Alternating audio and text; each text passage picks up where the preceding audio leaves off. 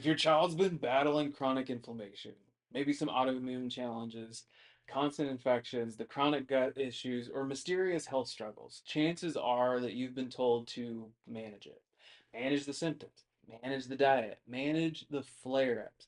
Management of chronic illness and autoimmune conditions in conventional medicine looks like taking a fistful of medications daily, while management of autoimmune disorders from a functional standpoint most often looks like taking multiple fistfuls of vitamins, supplements, minerals, detoxes, homeopathics, and more. But almost no one in either form of medicine is asking a far more important question. Why can't your child's immune system calm itself down in the first place? And this is where the vagus nerve enters the entire conversation. Now, we see this pattern constantly within our office and other PX docs offices all across the country is that it starts with colic and then reflux and then ear infections and then one round of antibiotics and then another. And by school age, the child has allergies, maybe eczema and asthma and allergies. And then one day a diagnosis lands. There's juvenile arthritis, PANS pandas, chronic immune system issues. And the labs reveal multiple autoimmune markers that send the whole family into a whole new world of specialists and medications. And at each stage, the conventional system prescribes another medication to try to suppress and treat the chronic symptoms with inflammation and the immune system dysfunction. But what are the long term side effects of that approach? And why has no one stopped to ask, why does my child's immune system keep overreacting and responding in this way? And while conventional providers will continue to blame genetics or state that they simply don't know what's causing it, a deeper dive into the research actually shows that kids who receive multiple rounds of antibiotics before age 2 are significantly more likely to struggle with allergies, with asthma, with gut problems, and other autoimmune or inflammation related conditions later on in life. But the real answer as to why what's happening in your child's body goes even deeper than the antibiotic conversation itself. We need to look at why the infections kept happening in the first place, even when they were younger. And the answer for thousands of families traces back to the one thing. It's a nervous system that lost its ability to regulate starting earlier than anyone even expected. So let's dive in. Let's talk about how the vagus nerve is your child's built in brake pedal. Now, most parents have heard about the fight or flight response, right? We can talk about that as being the gas pedal, but the body also has a brake pedal. And the vagus nerve is the biggest part of that brake pedal. So the vagus nerve is the longest cranial nerve in the entire body, connecting the brain to the heart, the lungs, the gut, and the immune organs. And it's the primary driver of the parasympathetic nervous system. So the rest, digest, and regulate side.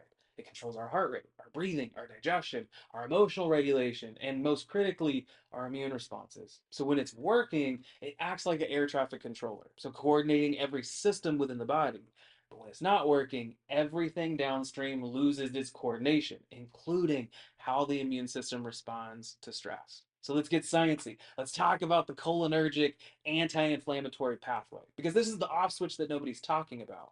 And so more than 20 years ago, researchers at the Feinstein Institute for Medical Research made a discovery that changed our understanding of immunity entirely. So they found that the brain sends signals down the vagus nerve to tell the immune system to calm down. This is what's called the cholinergic anti-inflammatory pathway. So when inflammation rises in the body, vagus nerve detects it, sends the signal to the brain, and the brain sends it back to a calming response. However, that response releases neurotransmitters called acetylcholine, which attaches to our immune system cells within the spleen, tells them to stop producing inflammatory proteins like TNF, IL-6, IL-1.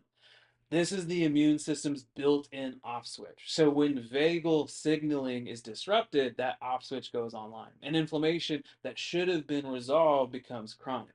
So the question you might be asking is how the heck does vagus nerve dysfunction start? And this is the question that mainstream medicine consistently fails to ask. Why did the vagus nerve stop working within the first place? So when we talk about the perfect storm, what we're referring to is the layered and sequential stressors during key developmental windows that overwhelm a child's nervous system early in life. And it starts with prenatal stress because that can influence vagus nerve development in utero, shaping regulation patterns before birth. And then we add birth stress and interventions that may strain the brainstem or the upper neck area, impacting early vagal function.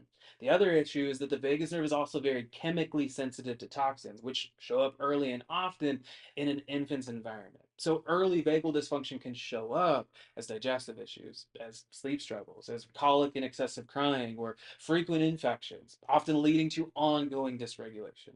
However, over time, this can result in a nervous system stuck in stress mode, with symptoms labeled separately instead of recognizing a shared underlying pattern. And the challenge is that diet and supplements and lifestyle only go so far. So the natural approaches that support vagal tone, like deep breathing and cold exposure and quality sleep and omega-3s and positive social connection, are absolutely and genuinely valuable. But none of them can correct the foundational neurological interference at play. They just don't go deep enough into the body.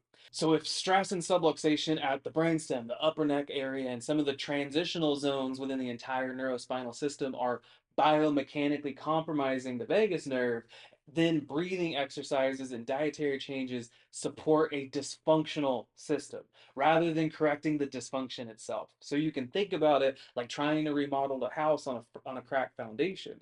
You can put the most beautiful floors, the freshest of paint, but until you fix that foundation, the structure is going to keep on shifting. And this is why parents consistently say, we've tried everything and it helped a little, but our child still struggles in a big way. So let's chat about what neurologically focused chiropractic care actually does. Because this is the conversation that shifts from suppressing symptoms and inflammation with more of a traditional medicine approach, but goes even deeper than functional medicine that looks at how we support each system individually, like the gut, the immune system, etc. So there was a recent randomized controlled trial following 12 weeks of chiropractic care, and they looked at objective biomarkers. So BDNF, which is more so for brain adaptability, cortisol, which is a stress hormone, TNF, interleukin 6, which are the same inflammatory cytokines central to autonomic and autoimmune conditions. But what they saw was that increased BNF, reduced TNF, and improved cortisol patterns were changing upstream physiology. So, not just suppressing the symptoms or the inflammation from the outside in, this is actually inside out, real neurophysiological change that neurologically focused chiropractic care is actually doing. So it works by removing the stress and the interference that actually prevents the vagus nerve from fully firing and from doing its job. So we always get asked, how do we find vagus nerve dysfunction? So, in order to actually find out if this is happening for you or for your child, we need to get into the office right here at Haven Family Chiropractic, and we use what's called the Insight scans. So, this incredible technology makes this dysfunction visible. We use what's called the neurothermal scanning. Now, this is what essentially shows extreme sympathetic dominance and dysfunctional patterns, often within the upper neck, but other areas of the body as well. The surface EMG shows tension and interference within the brainstem, the upper neck, and all throughout the body.